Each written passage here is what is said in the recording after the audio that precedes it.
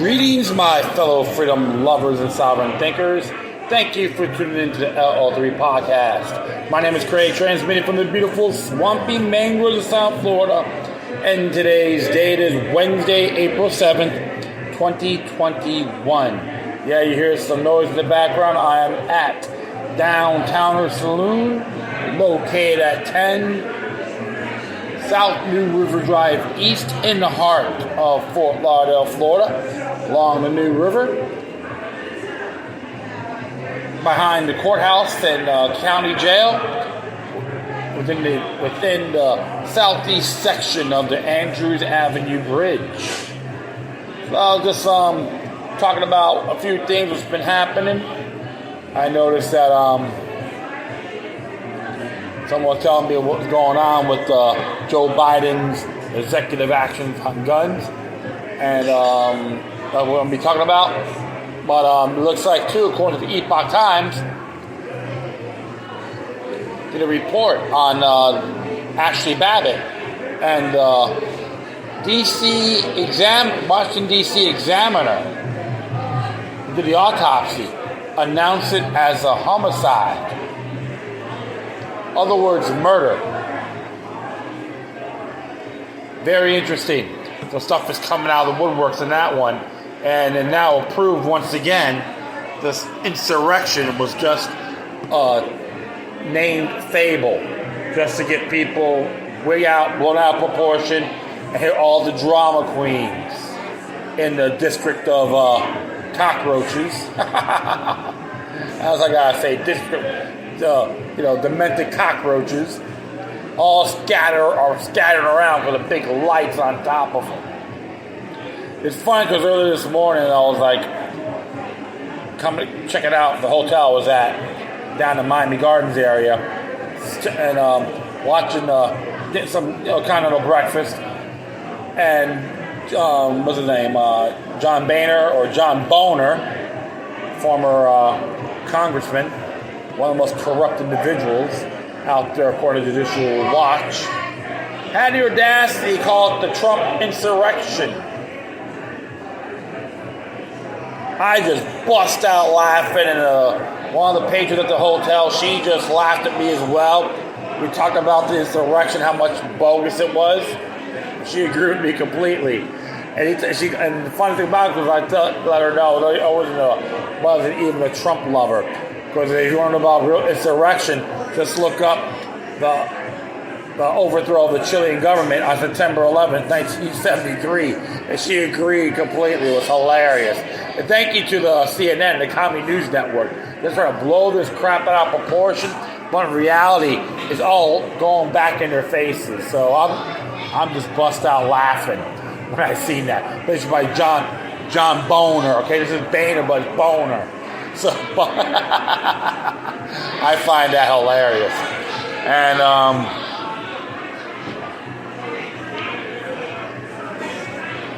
I was just, a few other things. Someone said there was a shootout happened in the base in Maryland.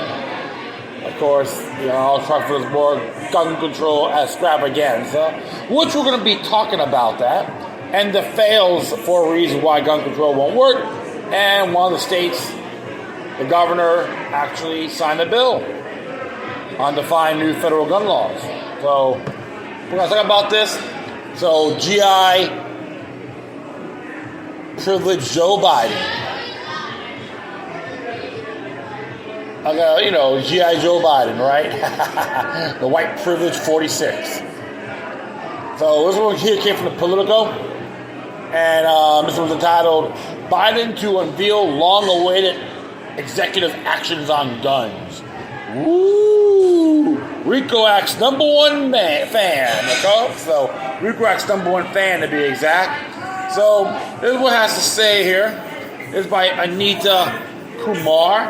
And, of course, it says here, this announcement expected Thursday comes amid a spate of high-profile shootings, and as some advocates have grown frustrated in the White House's delay. High-profile shooting. Sounds like socially engineered events, would you say? Potential Manchurian candidates? I wouldn't be surprised. You white-wing conspiracy theorists. Yeah, that brings music to my ears, of course. Don't get offended by that by any means. So we'll see what Miss Anita Kimura has to say.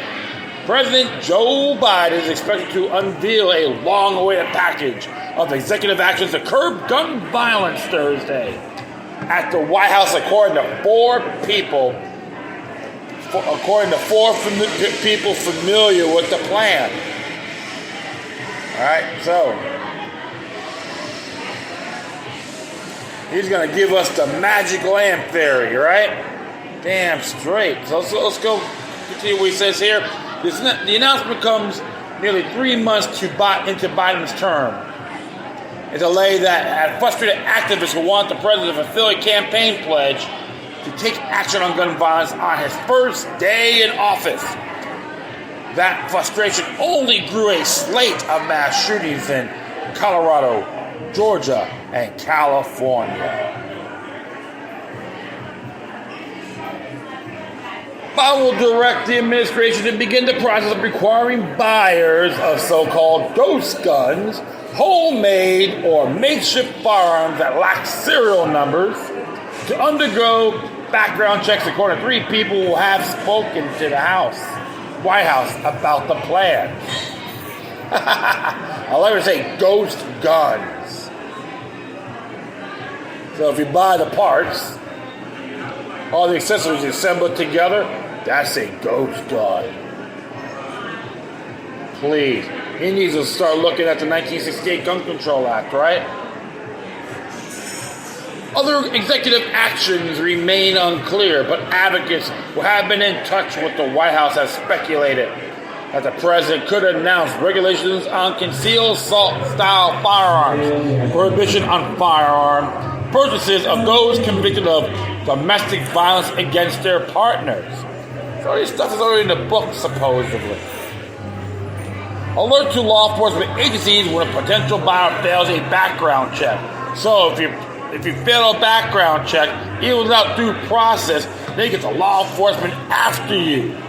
And federal guidance on home storage safety measures. Yay!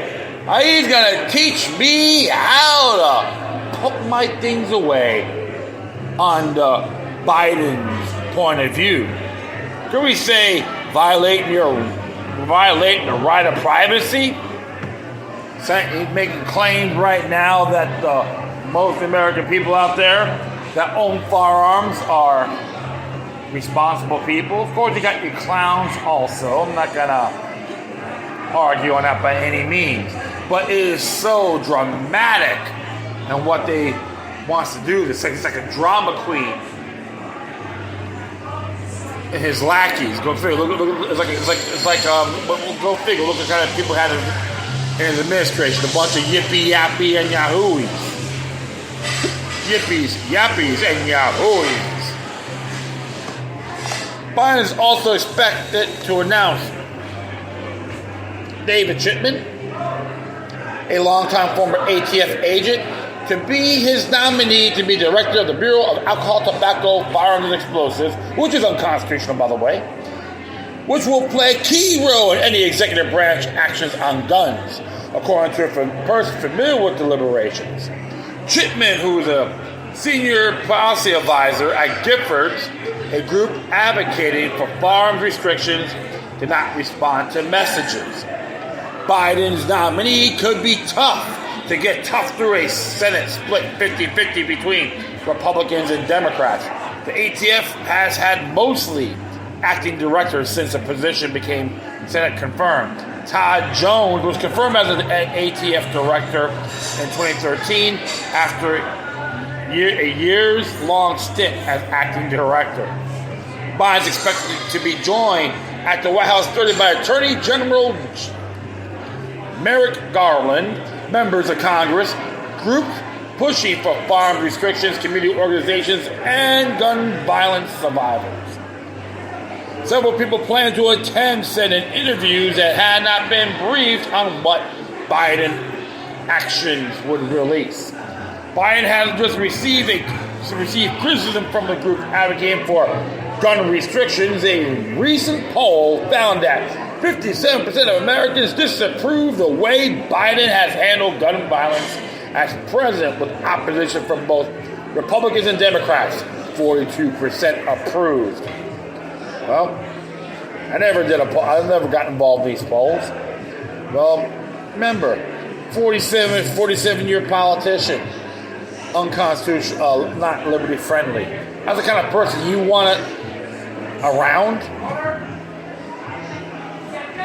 It is evident that there will be more and more tragic mass shooting instances that will force him to act, said Paul Murray, executive director of Newton Action Alliance, a group formed after the 2012 Sandy Hook elementary shooting in Connecticut.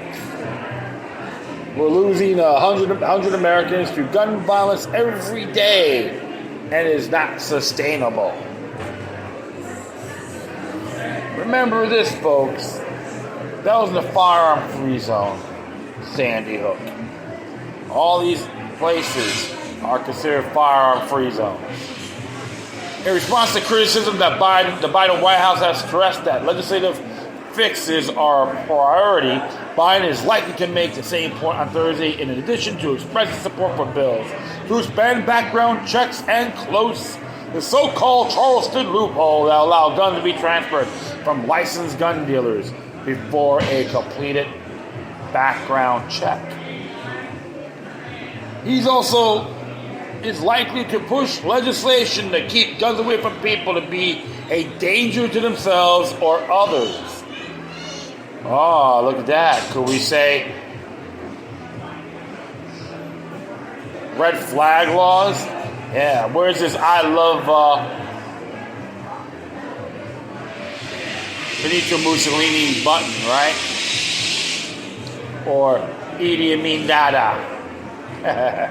I use that. Everyone used Hitler too many times. So that would be like parodying away, of course. Then I'll continue on. The White House has already passed bills to expand background checks, the so-called Charleston loophole, but they face a tough path in the Senate. The Senate administration official recently confirmed the White House was wrapping up their actions and could announce them in a series of stages. Biden's expected announcement comes as gun sales have skyrocketed amid a year of pandemic quarantines, a summer of racial unrest, and the president's victory in the 2020 election, during which he promised to aggressive push to reduce gun violence. The year 2020 saw a number of gun homicides in the United States. The administration has been working hard from day one to pursue actions to reduce gun violence. The senior administration official said recently understands the urgency, no more understands the urgency more than the president, and are looking forward to roll out some of the initial action we can take. The White House has held several meetings on gun violence with prominent groups pushing for gun restrictions, community-based groups involved in gun violence. The meetings were led by Susan Rice, Director of Domestic Policy Council, and Cedric Richmond, Director of the Office of Public Engagement. The community-based group cheered Biden's decision to approve $5 billion for community violence prevention programs in the $2 trillion infrastructure package he unveiled last week. With this investment of our federal tax dollars, we have an unprecedented opportunity.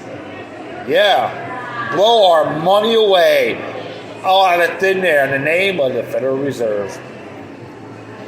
To build an infrastructure to peace to heal and disrupt cycles of violence, said a coalition of community groups dubbed Fund Peace that push for funding.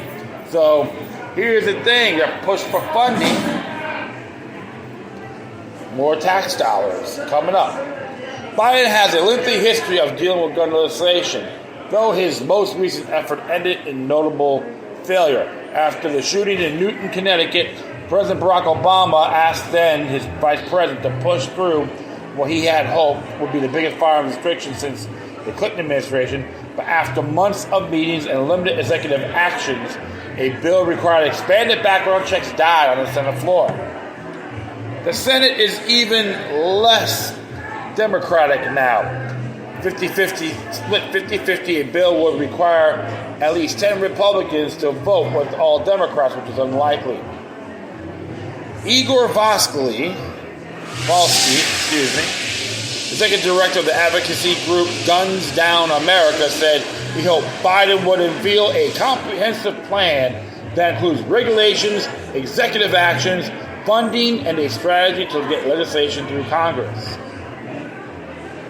The president didn't just run on executive actions when it comes to gun violence, Volsky said. He promised to put forward a robust, comprehensive plan for reducing gun violence. Given the violence he inherited, we expect him to live up at the promise. Was reported by Betsy Woodruff and Josh Gernstein. Well, just to let you folks know, this will be considered an invalid contract under Article 1, Section 10 of our U.S. Constitution.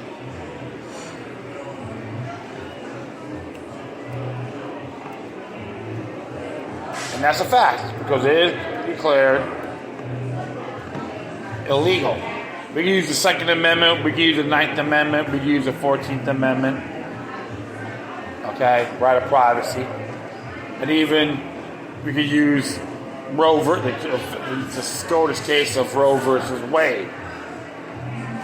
So it's intriguing here when you read it. I'll just read it here. And it's like the first paragraph. Those states shall enter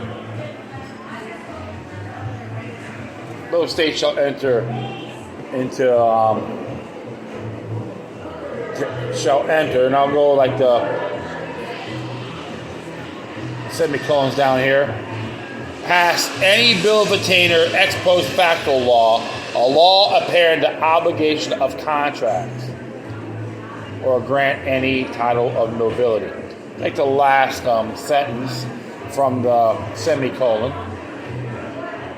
And it's that simple. When they say by state, that's any government, including the political subdivisions. The BATFE, do these regulations is still invalid. Executive order, null and void. And of course, even if the House and Senate pass a bill pertaining to this matter, and President Biden signs it into law, it's still unconstitutional. Plain and simple.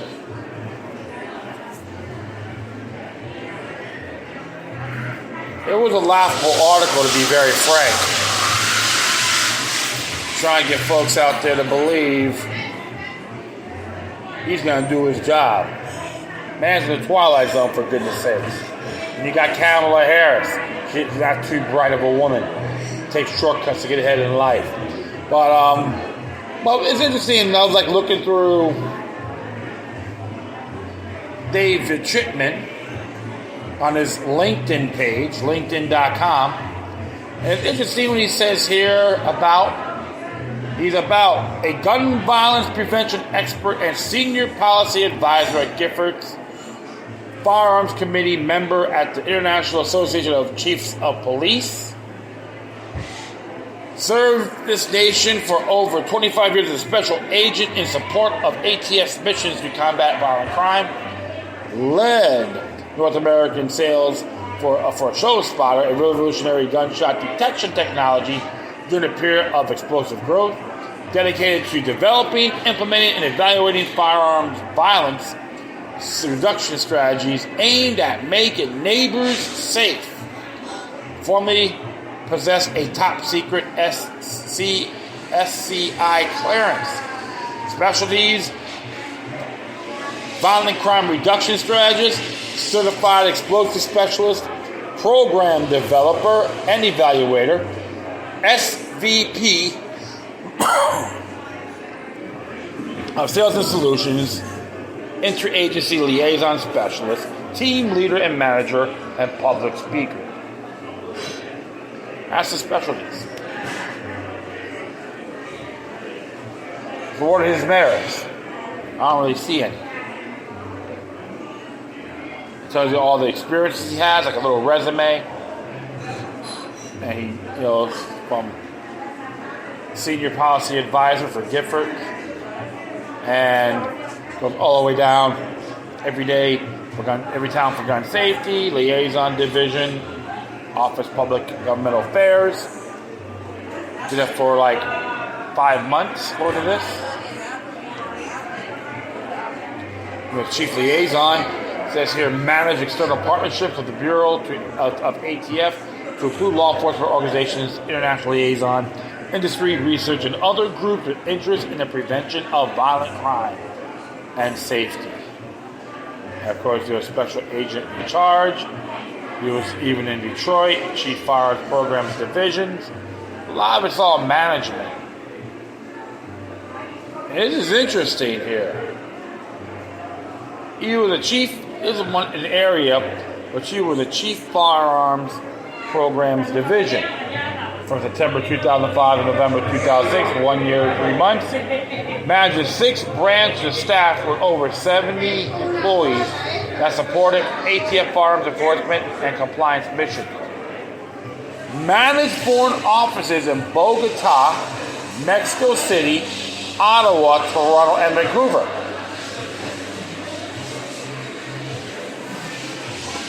That's could we say NAU, North American Union? Very controversial, very disturbing here.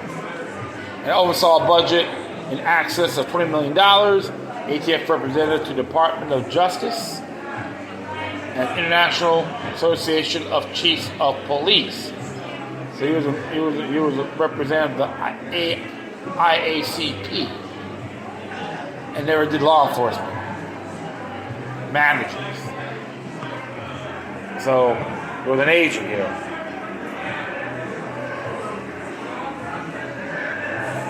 Yeah, operational budget, manage of asset forfeiture program. Yeah, so he's a criminal with oversight of evidence seized by field agents and properties forfeited as a result of criminal investigations. That's when he was, for 1 year, 9 months, a special agent in charge. In charge of monitoring spectrum relocation program, tasked with transition of undercover monitoring infrastructure from bandwidth sold by the government, in total accountable for annual budget in excess of $150 million. Yeah, so mostly a pencil pusher most of the time. He was a resident agent in charge, front field office. There's a lot of stuff in here you can look at.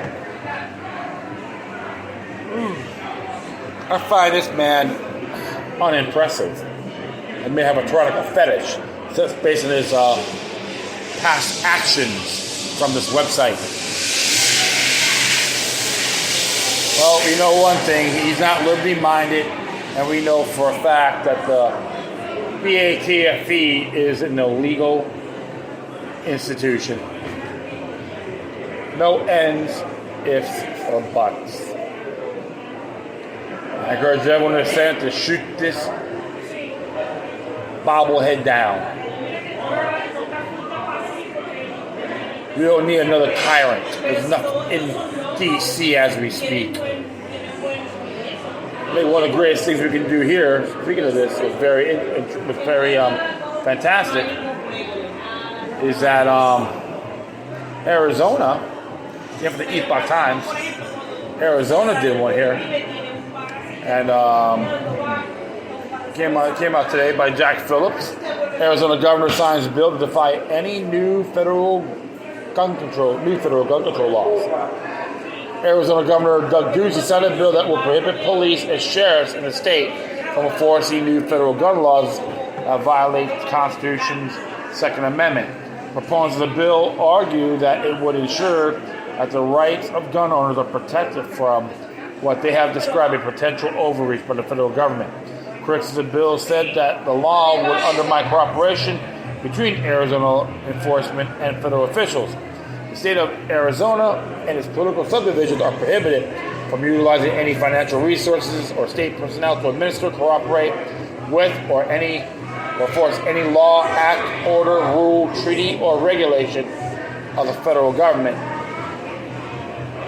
that's inconsistent with any law of the state regarding the regulation of firearms, according to the text of legislation. So it's interesting to see. So if it doesn't coincide with the state constitution, they can say, "Hey, up yours." President Joe Biden says he has been seeking a ban on certain firearms and gun magazines in the wake of two mass shootings last month.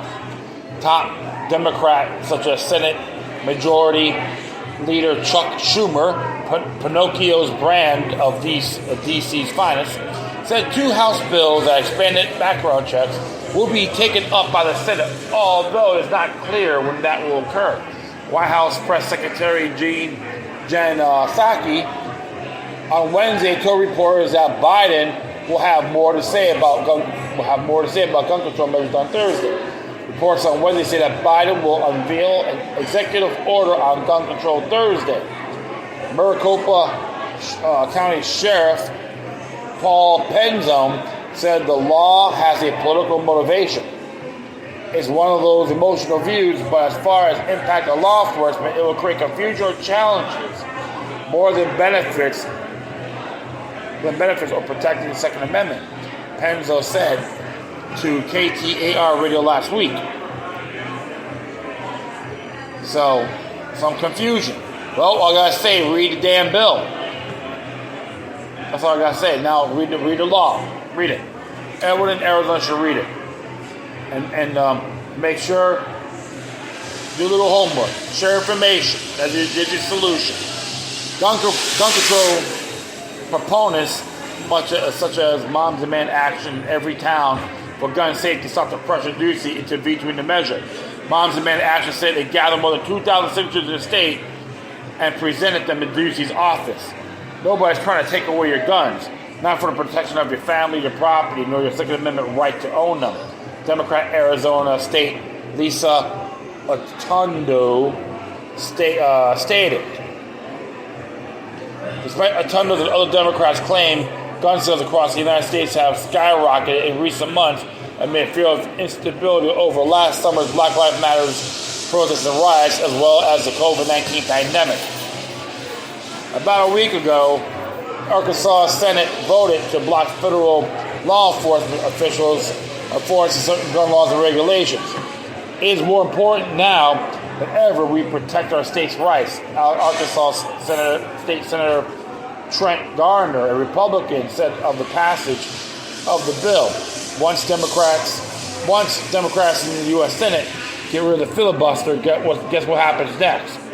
It's called packing the courts, he claimed, referring to the statements from Democratic lawmakers that the 60-vote legislative will be removed or pass their agenda items. Well, this is why we got the 10th Amendment, folks. Good example, what happened going on in Arizona, happened in Kansas, and many other places. States have those rights. Nullify. Don't comply. Nullify. And which I told people before, it's going to be a 10th Amendment battle. Nullification. 2021 and beyond.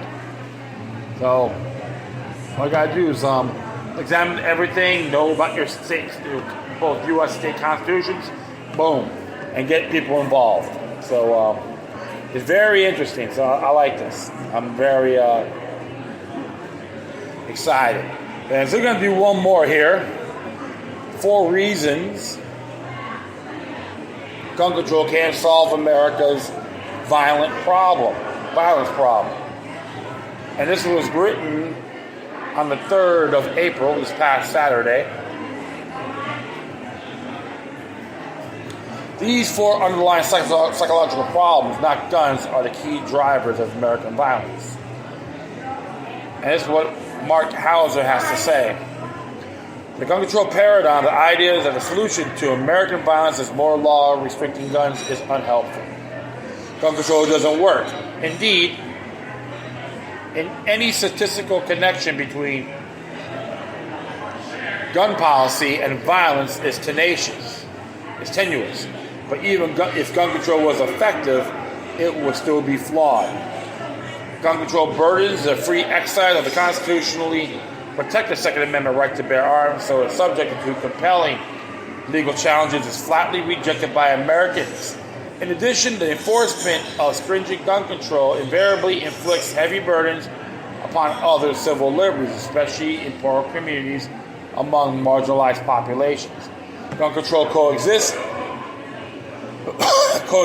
with the values of a free society is, at best, an uneasy one. But it's even less viable in the particular context of the United States. Consider the 400 million guns already in private circulation, plus the totally irreversible and ever-increasing ease of the sale and manufacturing of firearms. No matter what laws are passed, widespread distribution and access to firearms are and will remain immutable facts of American life, especially for people who are willing to break laws. In the context, it's evident that gun control cannot solve the problem of violence in this country. The four observations about American violence suggest some promising alternative paradigm. Number one, suicide is a central problem of American gun violence. If you visit the statistic page of the website for anti-gun group Giffords Law Center to Prevent Gun Violence, you're immediately confronted with the numerous banner, 38,000 Americans die from gun violence every year, an average of 100 per day. However, that banner omits the fact that most of those deaths are suicides. Sorry about that. A report in the Harvard Political Review noted that suicides accounted for nearly 2/3 of 2019's gun deaths. If we meet gun control groups like Giffords on their own terms and accept the inclusive statistic of gun deaths as our metric, it is clear that gun violence ought to be addressed, primarily through a mental health and suicide prevention program. Can gun control be part of a suicide prevention strategy? It is hard to see how virtually any sort of firearm would suffice to take one's own life as well as other means. So there's no hypothetical in which popular gun control proposals like an assault weapons ban, or magazine capacity restriction would make a difference concerning suicide. Moreover, gun control measures such as red flag laws that seek to deprive people of their guns on an ostensible mental health basis can actually deter struggling people from seeking the help they need. In this sense, a gun control approach to suicide prevention is not merely useless, it's actually counterproductive. There's a numerous literature on suicide prevention and the best way to help people who are struggling with mental health issues, discussions of different medications, cognitive therapies, wellness practices, and other measures are far beyond the scope of this article. But this is where our resources and efforts should be focused. Attempt to stop suicide by opposing gun control is like trying to stop drunk driving by banning cars. It is a completely implausible solution that elides the actual problem at hand. Number two, partner and familial violence are a huge part of the problem. The boogeyman in the gun control lobby is a proverbial mass shooter, so some deranged antisocial individual who carries a military-style rifle into an unsensible safe place, like a school or grocery store, and indiscriminately slaughters innocent people. He often has hateful or bigoted motivations for this act. While such shootings do happen, they are incredibly rare and account for a vanishingly small portion of the homicides that the United States experienced in a given year. Per 2019 FBI data, just 2.6% homicides are carried out using a rifle. In fact, clubs and bare fists are used to kill more people annually than rifles. Interesting, because I remember, I'll stop there for a moment, was I recall reading U.S. crime reports by the Department of Justice. It was part of the FBI, the whole department there. And I was looking at my home state of Florida. And it was interesting because when it came to farm-related murders, Florida's ranked 29.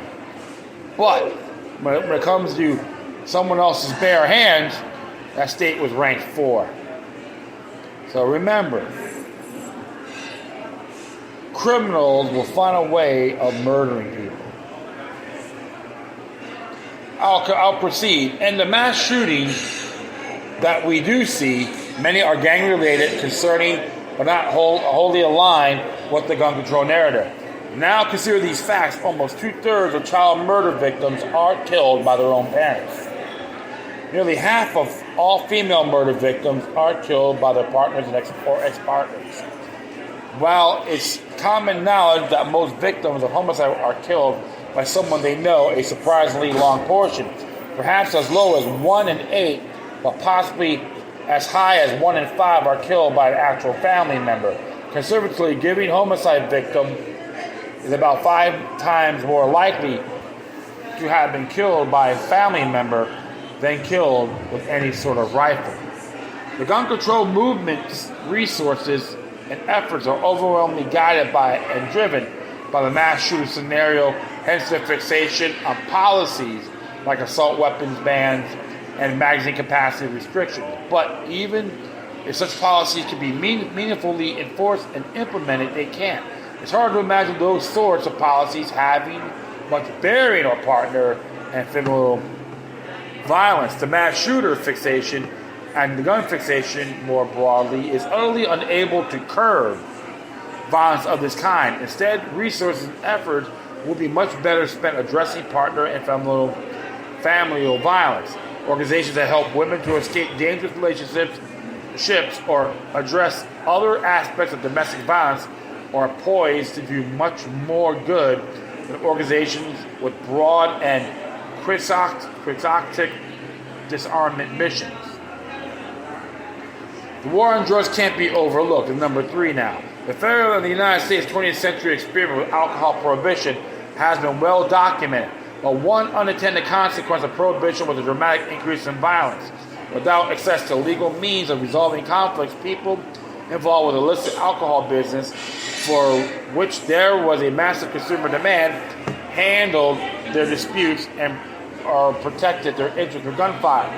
While romanticized deceptions of bootleggers and mobsters have made for entertaining fictional fare, the true story hardly invokes nostalgia. The nation's homicide rate increased over 40% during Prohibition. The violence was especially pronounced in large cities, which experimented a homicide rate increase of nearly 80%. Even as more resources were directed to law enforcement, the rate of serious crime soared and prisons overflowed. Had Prohibition been allowed to continue, the already disastrous situations will likely have deteriorated even further. Fortunately, Americans realized that the cost of Prohibition was too high. Repealing Prohibition was a clear solution. With the ratification of the 21st Amendment, the nation's homicide rate dropped precipitously,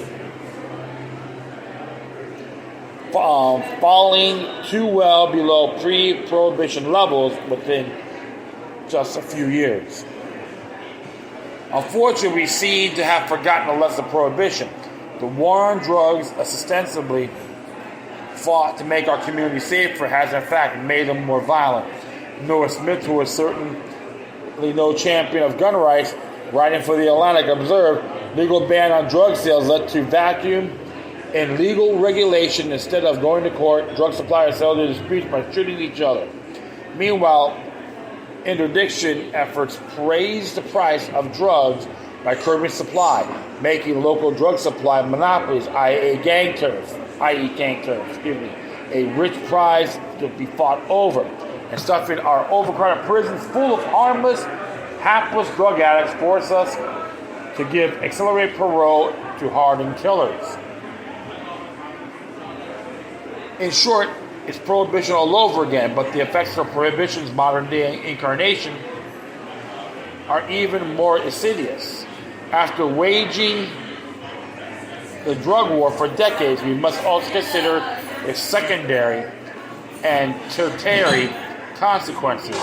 As Thomas Eckert points out, the drug war contributes to family disintegration,